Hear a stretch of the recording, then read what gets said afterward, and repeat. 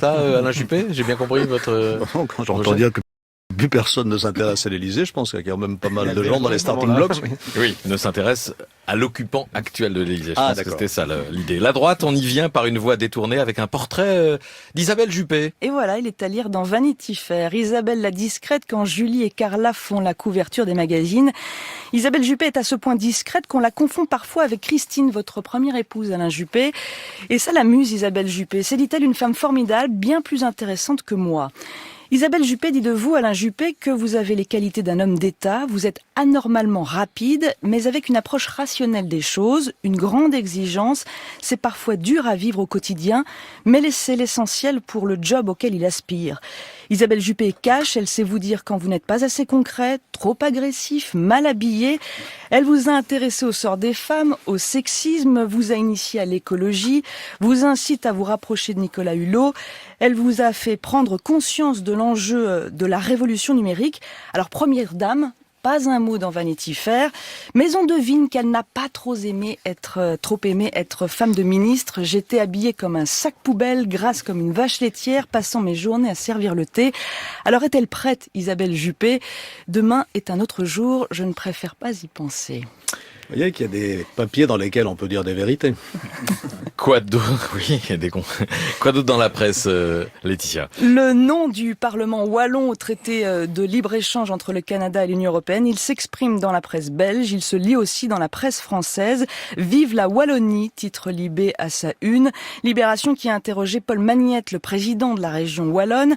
Soyons clairs, dit-il, je ne suis pas un héros de l'altermondialisme, je veux un accord. L'enjeu aujourd'hui est de déterminer comment on va façonner la mondialisation au cours des prochaines décennies. On va revenir sur le CETA tout à l'heure avec Alain Juppé. Il y a pas mal de questions d'auditeurs pour lui là-dessus. Et à lire également dans la presse ce matin le démantèlement de la jungle avec des unes qui en disent long. Le Courrier de l'Ouest, les premiers migrants sont arrivés en Anjou. Ouest France, les migrants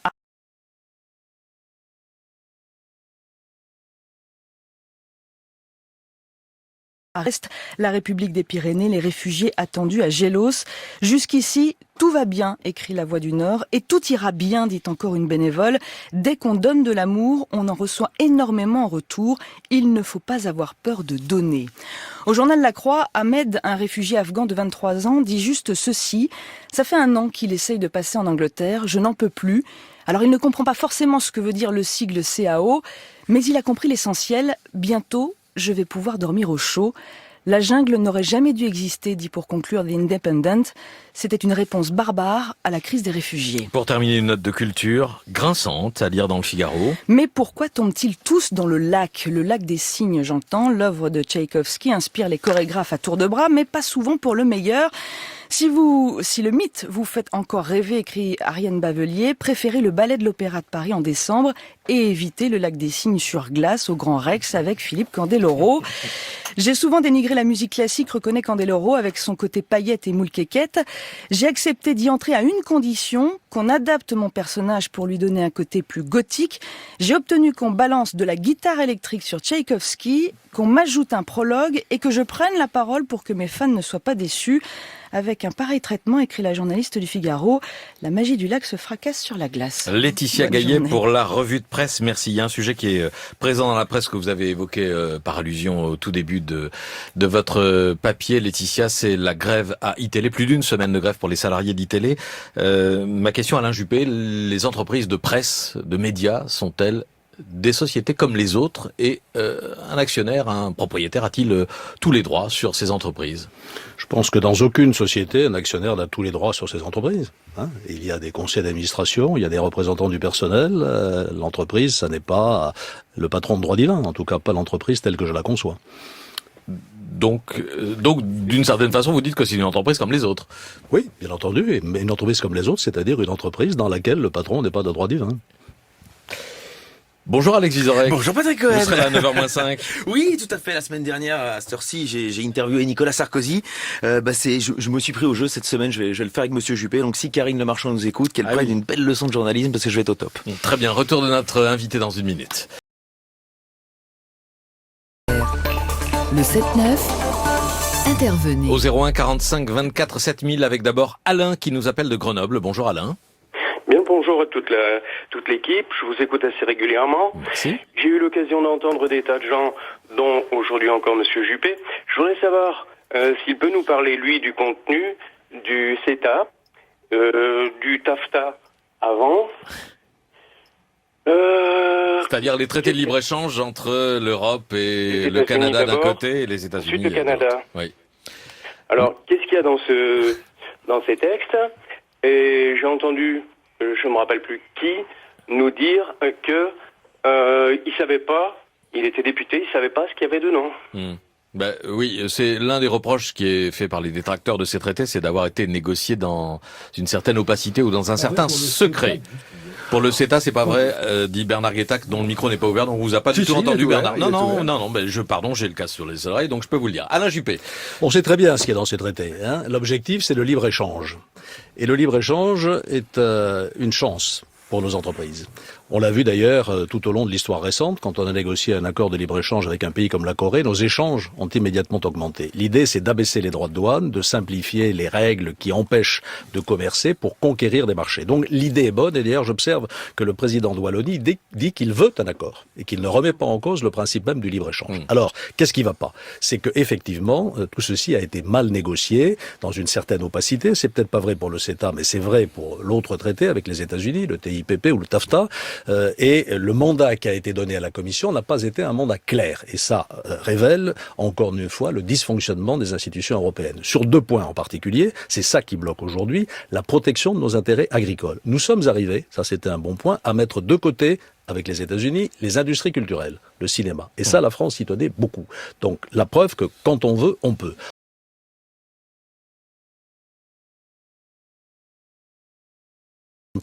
Nos productions agricoles et notamment pour avoir une clause de sauvegarde de façon à ce que nous ne soyons pas envahis par des productions de viande venant de l'extérieur. Là, il y a un point de faiblesse. Le deuxième point de faiblesse, c'est que quand il y a des accords sur le traité, on a mis en place un système de règlement qui repose en fait, ou qui reposait au départ, sur des partenaires privés. Et là, ça ne va pas non plus parce qu'il faut que les États puissent être dans le jeu et ne se laissent pas imposer telle ou telle décision par des partenaires privés. Voilà les 2 points sur lesquels le mandat de négociation n'a pas été clair et c'est la raison pour laquelle aujourd'hui on est dans ce blocage. J'espère qu'on arrivera, en apportant des précisions et des améliorations, à le lever parce que dans le fond des choses, c'est notre intérêt d'avoir cette liberté d'échange. C'est notre intérêt à tous, Alain Juppé, parce que dans ce type d'accord, il y a forcément dans chaque pays des gagnants et des perdants. Par exemple, pour le CETA, on met en avant la faculté que nous aurions d'exporter nos fromages vers le Canada, mais avec l'inconvénient de recevoir de la viande en provenance du Canada. Donc les éleveurs de viande, il y aura toujours des perdants et ces perdants-là se feront entendre. Dans un accord, il y a forcément un équilibre. Nous avons obtenu, ça c'est très important, la protection de ce qu'on appelle chez nous les AOC, les appellations d'origine contrôlée ou les IPG. C'est quelque chose de très bien. Vous citez le Roquefort, il y en a d'autres. Et sur la viande bovine, je viens de vous le dire, il faut prévoir une clause de sauvegarde qui mette à l'abri nos producteurs qui sont en grande souffrance aujourd'hui contre la situation actuelle. Ça implique aussi une réforme de la politique agricole commune sur laquelle je n'ai pas le temps de m'étendre, mais qui préservera davantage nos agriculteurs face à la volatilité des prix qui aujourd'hui fait qu'ils sont dans une crise très grave. Donc vous souhaitez qu'on continue de négocier? Il faut continuer de discuter et il faut améliorer le traité sur les points que je viens de dire. Il faut surtout remettre de la clarté parce que les parlements nationaux en particulier n'ont pas été suffisamment tenus au courant des négociations. Pierre nous appelle de Tours. Bonjour Pierre. Oui, bonjour, merci de prendre mon appel. Je suis universitaire, ma question est à Monsieur Juppé. Alors voilà, j'ai 2 questions, une remarque très rapide. La première question concerne la reconfiguration, la recomposition de nos sites universitaires. Les milieux bien informés semblent indiquer que d'ici une dizaine d'années, il y aura une trentaine de grands pôles universitaires de façon à assurer la compétition au niveau européen et mondial. Je voulais savoir si ce projet faisait partie de ceux retenus par le candidat Alain Juppé, si nous allons évidemment nous diriger vers cette recomposition drastique de nos sites universitaires, la communauté universitaire et d'établissement étant un moyen d'y parvenir. Première question. Ma seconde question concerne la recherche universitaire qui, dans certaines universités, est extrêmement affaiblie, très mal en point. pour certaines disciplines, nous devons monter des budgets où il nous manque 2000 euros, des sommes absolument négligeables, mais que nous devons récupérer par ailleurs pour valoriser nos colloques, nos conférences et assurer la diffusion de nos recherches. Alors, une toute petite remarque complémentaire, si je peux me permettre. Très vite. Très vite. À quand des chercheurs universitaires, à quand des docteurs d'université dans les services ministériels? Nos interlocuteurs, la plupart du temps, sont des énarques, c'est-à-dire issus des grandes écoles, qui ne sont pas universitaires et qui ne connaissent pas nos problématiques. Et j'ajoute qu'il y a souvent un très grand mépris de la part de ces hauts fonctionnaires vis-à-vis de la recherche qu'ils connaissent mal. Merci infiniment. Merci à vous, Alain Juppé vous répond. Je crois qu'on trouve autant de polytechniciens que d'énarques dans les ministères, je le signale au passage. Sur la première question les grandes écoles. Sur la première question de Pierre, oui, il faut renforcer un certain nombre de pôles universitaires d'excellence de façon qu'ils aient un rayonnement international. Et c'est très exactement ce qui était dans l'esprit du Grand Emprunt ou du programme des investissements d'avenir que j'ai porté sur les fonds baptismaux avec Michel Rocard. Et c'est en train de se faire. Par exemple, à Bordeaux, on a constitué l'université de Bordeaux par le rapprochement de 3 universités qui existaient auparavant.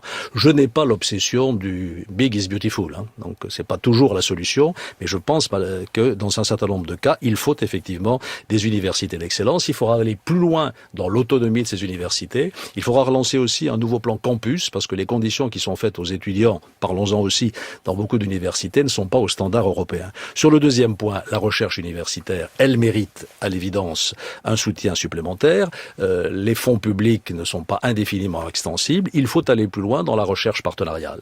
Le mouvement est pris aujourd'hui. Il y a quelques années, l'idée de collaborer avec des entreprises pour financer des travaux de recherche était un peu tabou. Aujourd'hui, elle s'est imposée dans le cadre des pôles de compétitivité ou dans le cadre du programme des investissements d'avenir que j'ai évoqué tout à l'heure. Enfin, dernier point, les doctorants ou les docteurs, oui, ils sont aujourd'hui insuffisamment considérés et il faut effectivement leur donner davantage de possibilités de carrière, y compris dans l'administration. C'est une des propositions que je fais dans le document que je viens de publier sur l'enseignement supérieur et dont je conseille la lecture à Pierre s'il le veut bien. Autre question, Jean-Philippe qui nous appelle de Dijon, bonjour. Oui, bonjour Monsieur Cohen, merci pour vos émissions. Merci. Bonjour Monsieur Juppé, donc bonjour. Une question très courte. Si vous êtes élu à la primaire de la droite et du centre, est-ce que vous vous engagez à ne pas mettre dans votre gouvernement des membres de la Sarkozy affairiste, entre parenthèses, conflit d'intérêts patent, double activité, et vous inspirer de Václav Havel et son intégrité en politique, qui a su faire vivre tout cela dans la durée. Merci. Voilà, je prendrai des ministres compétents, honnêtes et loyaux. J'en prends évidemment l'engagement. Non, mais vous comprenez la question. Elle est relayée, Hélène Roussel, sur les réseaux sociaux. C'est un peu différent, mais c'est le même genre de choses. Envisagez-vous de nommer, par exemple, François Bayrou ou un centriste au poste de Premier ministre? Ah non, ça c'est pas exactement la même question. D'accord, c'est comme sur la C'est l'autre pôle. Je n'ai pas observé comme il suspectait François Bayrou de malhonnêteté. Écoutez, ça suffit avec François Bayrou. Cette espèce d'obsession anti-Bayrou, ça commence à bien faire. Pourquoi est-ce qu'on a créé l'UMP ? Et j'ai été son président fondateur pour rassembler les gaullistes, les libéraux et les centristes. Et ça a marché. Malheureusement, ça a explosé en vol en 2012. Hélas, à cause de la dérive trop droitière de la campagne de 2012. Et ils sont partis. Ils ont constitué l'UDI. Eh bien moi, je veux les ramener à nous. Je veux que l'ensemble de ceux qui respectent les valeurs républicaines de la droite et du centre puissent se retrouver parce que nous aurons besoin de ce rassemblement demain. Pardon, François Bayrou s'est opposé à la majorité de droite et bien avant 2012, puisqu'il a, dès 2007, je vous rappelle qu'en 2008, il a annoncé qu'il ne voterait pas Nicolas Sarkozy. Je vous rappelle qu'en 2008, c'est un moment très glorieux pour certains, nous avons soutenu dans les élections municipales à Pau une liste socialiste dissidente qui s'est maintenue au deuxième tour, qui a fait battre François Bayrou et qui a fait élire un maire socialiste. Alors, ne donnons pas de leçons dans ce domaine à qui que ce soit. Donc, François Bayrou est... Je n'ai pas approuvé le choix de François Bayrou en 2012, ce n'était pas mon choix. J'ai voté Nicolas Sarkozy et je ne le regrette pas. Aujourd'hui, il est clairement en faveur de l'alternance. On ne va pas continuer à excommunier les uns et les autres. Quand on veut rassembler, on commence pas par se séparer de ceux qui veulent nous rejoindre. Et vous voulez rassembler, y compris, pour répondre à la question de l'auditeur, y compris des sarkozystes si vous êtes désigné. Bien entendu, bien entendu. Je suis LR, je vous le rappelle au passage, et donc c'est ma formation politique, mais je veux aussi rassembler des déçus du hollandisme. Certains ont été déçus du sarkozysme en 2012. Ils ont voté Hollande, et aujourd'hui ils nous reviennent. Je ne vais pas leur fermer la porte. Vos adversaires qui vous ciblent à chaque intervention, et ce qui est normal puisque vous êtes le favori dans cette primaire, Alain Juppé, vos adversaires vous soupçonnent de vouloir être un président conservateur, qui ne change pas grand-chose. François Fillon a fait cette remarque dimanche sur le choc fiscal que vous proposez serait inférieur à celui opéré par François Hollande durant le quinquennat. Et puis voilà, pas dans le même sens. C'est absolument ridicule, voyons. Le choc fiscal, on dit vraiment n'importe quoi par les temps qui courent. Le choc fiscal de Hollande, ça a été une augmentation massive des impôts. Dans un premier temps.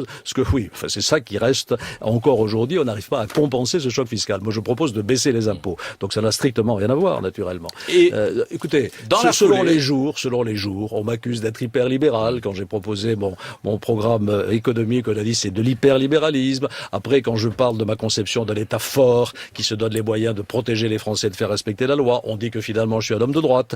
Bon, voilà. C'est que je dérange beaucoup, finalement, parce que j'ai des positions assez équilibrées et assez efficaces. Vous dérangerez vraiment si vous parvenez à l'Élysée. Voilà Jean d'Ormesson qui vous connaît, dit-il, depuis longtemps et qui disait de vous hier à la télévision suisse: Alain Juppé sera élu, mais il ne fera rien. Ce sera un Hollande de gauche.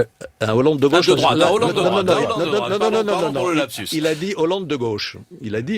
C'est pour ça que j'ai pas très bien compris. Mais enfin, j'ai la plus grande admiration pour Jean d'Ormesson. C'est un écrivain dont j'aime bien les ouvrages. Il vient de m'envoyer d'ailleurs avec une très gentille dédicace son dernier bouquin, et donc je lui garde toute mon amitié et tout mon respect. Mais tout votre respect comme écrivain, moins comme chroniqueur politique. C'est ce qu'il est. D'abord écrivain. Non, oui, un grand écrivain. Il est un observateur de la vie politique depuis longtemps aussi, Alain Juppé, ça ne vous a pas échappé.